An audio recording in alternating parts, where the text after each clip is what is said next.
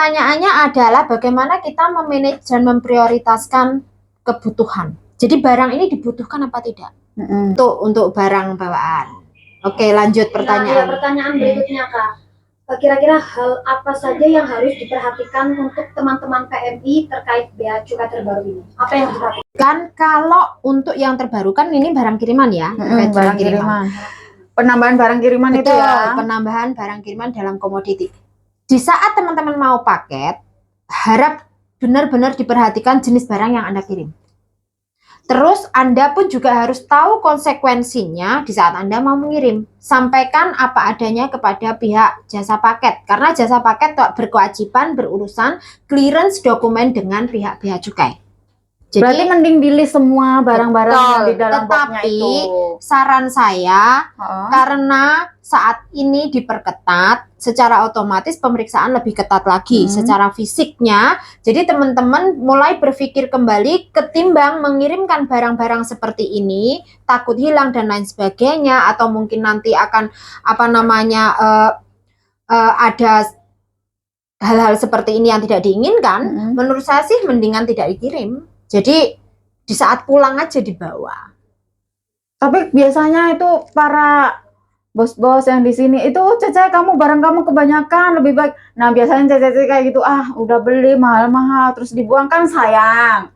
Nah ternyata kalau dikirim sama aja bekas, sekarang juga kena pajak guys, gimana? Nah begini, pertanyaannya adalah bagaimana kita memanage dan memprioritaskan kebutuhan. Jadi barang ini dibutuhkan apa tidak? Di Indonesia dibutuhkan apa tidak? Nah, sekarang saya mau mengajak teman-teman berpikir, kalian mau kasih tetangga kalian baju bekas, layak enggak? Dan malu. Nah, yang dikasih pun juga belum tentu mau. Nah, jadi mari kita mulai berpikir lebih ke logis lagi. Misal praktikal ya, majikan kan ada baju. Biasanya baju bekas majikan lumayan. Ya udah pakai di sini aja. Buat kerja, ya kan? Kenapa kamu repot-repot mengirimkan? Masalahnya kan ya cocok apa enggak sama ukuran size kita juga. Nah, kalau nggak sama dengan ukuran kita, di Hong Kong itu ada donasi yaitu Green Trend. Ya udah, masukkan Green Trend. Kenapa kalian pusing dengan barangnya majikan ya? Kenapa kalian pusing dengan barangnya yang bukan milik Anda? Oke, nah di kolom komentar YouTube saya kemarin, Mbak, kan itu kan juga barang kita sendiri, bukan masalah ditimbun atau tidak. Begini ya teman-teman, menimbun atau tidak itu yang tahu kalian sendiri. Kalau dibilang saya bilang kalian tidak menimbun, itu tidak mungkin, orang memang kalian simpan. Buktinya kan memang menimbun, ditunggu waktu yang tepat nanti untuk dikirim. Nah, sementara pengiriman untuk jasa paket itu bukan hari ini Anda pack, besok dikirim. Tidak, karena jasa paket itu ya harus menunggu penuh jatah kuotanya baru bisa dikirim. Betul.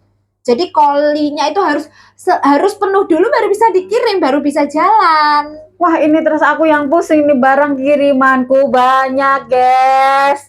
Ya, belum sempat terkirim. Nah, kalau belum sempat terkirim, pas nanti mau pindahan, mengurusi barang pindahan saja. Oh iya, terus barang pindahan ini nanti kirimnya kita bagaimana? Oke. Prosedurnya adalah 3 bulan sebelum Anda pulang, barang itu sudah Anda kirim. Atau 1 bulan setelah Anda pulang, nanti sebelum Anda pulang itu Anda sudah ada di situ barangnya. Kalau bisa memastikan itu barang itu udah nyampe. Kalau belum gimana? Kalau kan kamu sudah ada apa namanya tanggal penerbangan nih. Nah ya sudah, 2 bulan sebelumnya atau 3 bulan sebelumnya kamu masukkan ke jasa paket.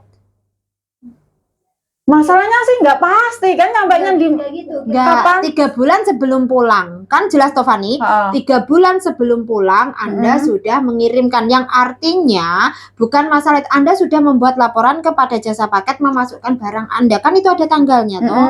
Nah masalah pengirimannya kapan kan itu kembali lagi ke pihak jasa paket. Terus kamu menyampaikan juga ke jasa paket bahwa ini barang pindahan, maka pihak jasa paket akan memberikan lampiran Anda untuk mengurus ke konsulat. Oh, Jadi dikasih harus lampiran. laporan juga ke KJRI. Iya.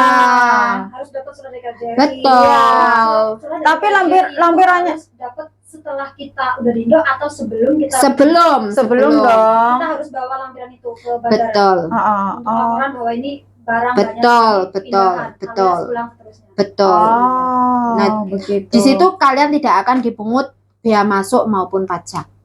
Oke. itu seberat apapun ya.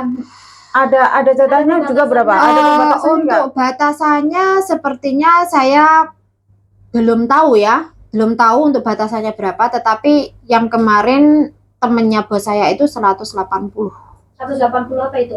Kilo. Yes. 180 kilo. Iya. Oh, masih. Pindahan ataupun pulang terusnya lagi. Iya, kan syaratnya ya memang kamu pulang terus. Kalau memang kamu nggak pulang terus, ya bagaimana kamu bisa menyatakan itu barang pindahan? Oh, Jadi begitu. misalnya kita mau pulang terus pun kita harus ada laporan bahwa kita pulang terus untuk diri kita sendiri atau Iya, Ya, nanti Bukan ada cuma suratnya. untuk barangnya, Iya, jadi kita iya, juga betul. harus melaporkan diri betul, bahwa pulang betul, terus. betul. Termasuk Ini kan maksudnya buku-buku terus nanti itu nggak kan dapat lebih tas lama ya? dari 6 bulan. Buku-buku. Tidak. Semua Oke, barang oke. bawahnya karena itu taunya kita mau pulang seterusnya. Betul. Semua- pindahan. Semua bisa ya? Berarti nggak Bisa, ada itu ya? bisa. Oh, oke. Cuman masalahnya Fani, meskipun kamu dibolehkan kayak gitu, ya tetap harus dipilih. Masa semuanya biasanya gini loh, bukan karena kamu nggak mau milih, nggak ada waktu memilih, terus males, Terus eman. ya ya males juga. Jadi langsung packingnya numpuk. Udah. Betul. Jadi padahal sebenarnya kita bisa meminimalis itu dengan cara memilih. Terus kenapa tidak share kalau masalah baju nih ya? Kenapa sih kalian tidak share dengan anak-anak baru? Ya kan? Kalau baju musim dingin mah bisa, tapi untuk masuk baju musim panas kan bisa dipakai di Indonesia Raya Merdeka, guys. Nah, paling kamu pakai berapa hari saja. Ada ukurannya kan percaya. juga masalah. Ya, jadi Iya. jadi istilahnya tinggal kitanya mau memprioritaskan yang mana. Kalau saran dari saya lebih baik disimpan uang, menabung. Jangan shopping terus. Wes, ditutup matanya kalau libur. Tidak juga, karena kan kita membahagiakan diri sendiri, meriwet diri sendiri itu harus. Jadi mungkin di budget itu, misal nih ya 1 bulan aku belanja 1. Nah itu budgetnya berapa? Nah itu kan harus jelas. Nah kebutuhan kayak aku nih ya 1 bulan misal ya, setiap habis gajian. Yang pertama adalah apa? Internet. Karena aku pakai Ya, wifi, jadi pasti. internetnya takut terlewat, akhirnya malah nggak bisa kontak sama majikan. Jadi pertama yang aku list itu pasti internet, kebutuhan perempuan yaitu softtek, ya. Parfum tidak, karena saya tidak suka pakai parfum kebetulan. Terus skincare saya juga nggak Beda ya, begitu kita suka. kita parfum nomor Nah, 1. Jadi di sini untuk kebutuhan saya pribadi yang pertama pasti adalah pulsanya, paling enggak karena saya pakai yang lainnya juga, tidak hanya internet ya, saya pakai Disney Plus, saya juga pakai WeTV, saya juga pakai Joox ya. Terus Netflix tidak, kebetulan Netflix dulu ada tapi sekarang sudah tidak. Si Anida itu lagi viral itu filmnya. Ya, jadi itu pakai, karena untuk Netflix itu tidak bisa dipotong melalui smartphone. Nah, jadi kalau Disney Plus bisa. Jadi apa yang bisa diberikan servisnya oleh smartphone itu saya pakai. Jadi kenapa bisa jadi Ini nggak kena 1 copyright bulan, ini. 1 bulan paling tidak 300 untuk pulsanya. Ya, karena kan itu kan subscribe-nya harus bayar. Ya, VIP semua. Tapi kan itu untuk diri saya sendiri, ya kan. Terus selanjutnya mungkin kalau libur kan makan atau apa seadanya. Kalau memang lagi pengen ya beli sesuatu yang memang mungkin ini limited edition. Kedepannya mungkin tahun depan udah nggak ada. Itu cara untuk budgeting sih. Pertanyaan Baik. Untuk bea cukai ini kan karena yang perlu diperhatikan oleh teman-teman, bea cukai dengan kantor pos itu 2 instansi berbeda. Yang memeriksa barang Anda adalah bea cukai. Yang bagian pengiriman itu adalah kantor pos. Jadi seperti halnya yang tadi jasa paket itu, kenapa ada biaya administrasi, itu adalah biaya ongkir. Jadi itu di luar tarif bea cukai. Sama, di saat Anda mengirim via pos juga akan ada biaya administrasi pos sendiri. Ya, betul. Ya. Terus kalau lewat pos melebihi dari 3 USD Anda harus datang mengambil ke pos. Jadi tidak ada pihak pos mengantar ke rumah. Untuk barang apa itu? Ya, barang kiriman apa saja. Terus senilai $3 itu. lebih dari 3 USD semuanya USD. kan batasnya memang lebih dari 3 hanya 3 USD untuk barang kiriman sampai 1.500. Jadi kenapa kalian tetap kena pajak dan bea masuk karena memang batasnya melebihi dari batas tersebut. Oh, I see. Jadi setelah saya karena berurusan dengan pihak bea cukai sejak 2020, ya kan masalah masker kemarin kan. Nah, terus ini juga poin ya, kenapa saya jadi tahu, kenapa saya jadi paham alurnya dan waktu itu saya memberikan saran kepada pihak bea cukai untuk diberikan nomor HP petugas. Jadi semua administrasi penyelesaian dokumen melalui HP. Jadi melalui WA itu lebih mudah ketimbang kita melalui email. Dan kebetulan itu sudah dilaksanakan. Untuk saat ini saran saya bagi bea cukai lebih memberikan mengajukan kepada pusat karena yang bisa mengajukan ya bea cukai. Bea cukai itu kan regulasi ya, bagian regulator, bagian pelaksana.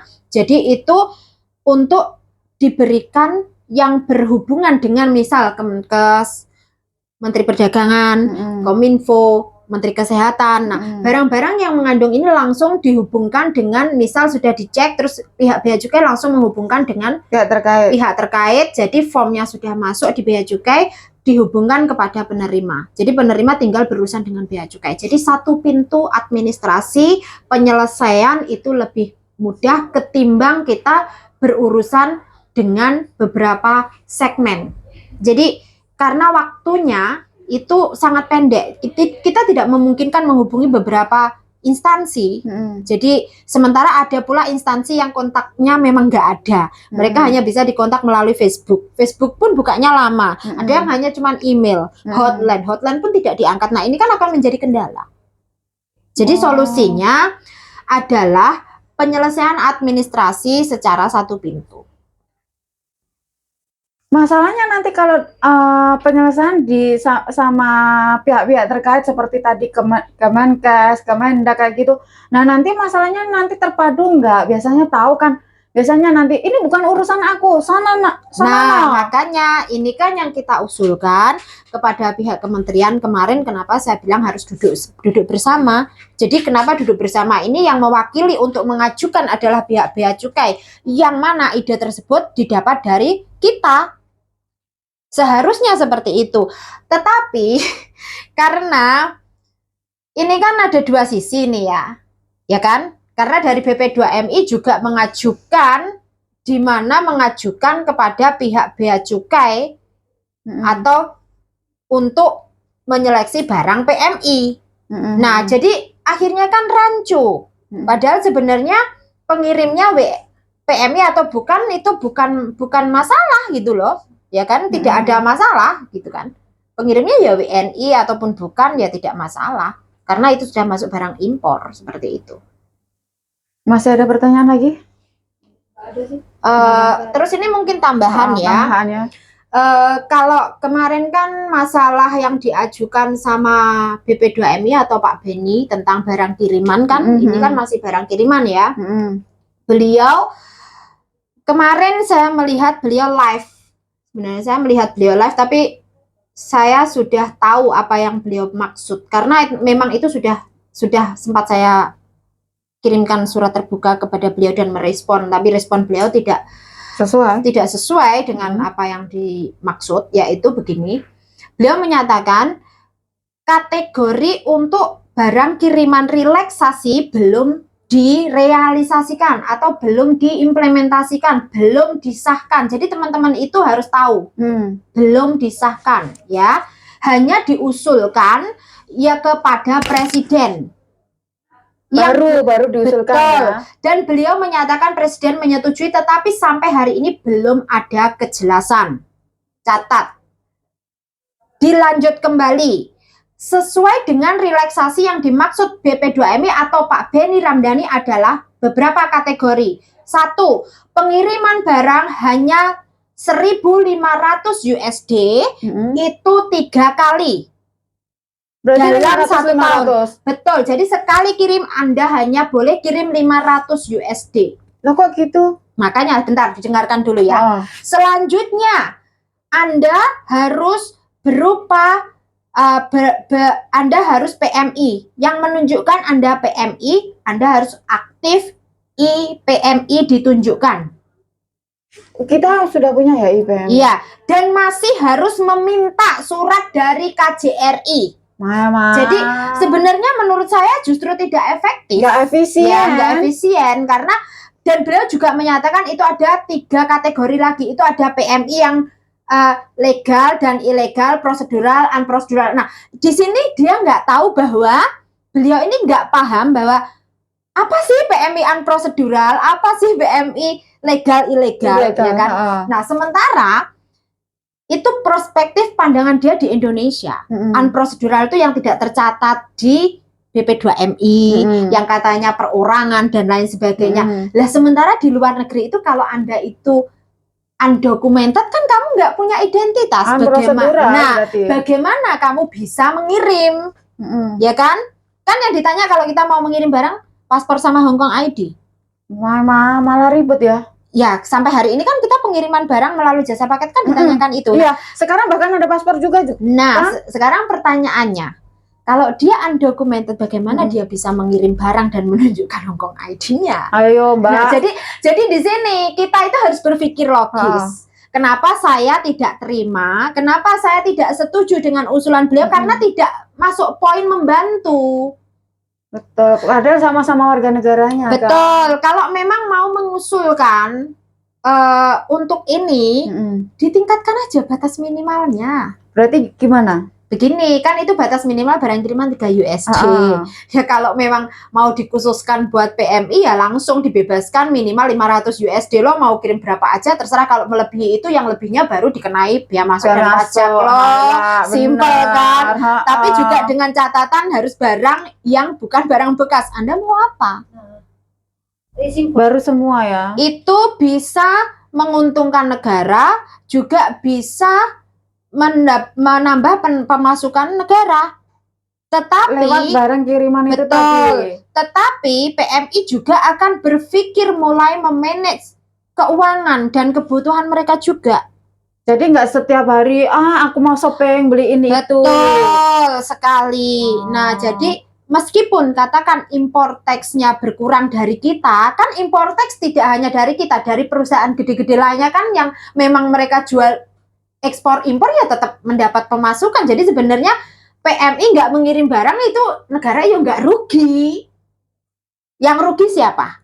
Jasa paket nggak akan ada pengirim. Nah, jadi kenapa di saat PMK 96 ini diterbitkan, yang paling rame adalah jasa paket Taiwan.